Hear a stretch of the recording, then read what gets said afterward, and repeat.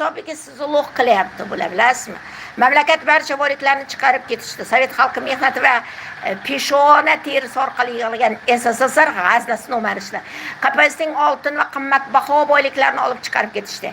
Eng boy davlatni xalqni ko'zida rivojlanmayotgan mamlakat deb ko'rsatish uchun va Washington konsensusini kiritib, mamlakatni bosib olib, xalqni qul qilish uchun xuddi yaxshilik qilmoqchiday bo'lib, 10 ta ko'rsatmani kiritib, rivojlantirish qo'shtirnoq ichida rejasi deb mamlakatni bosib olingan hududga aylantirishdi.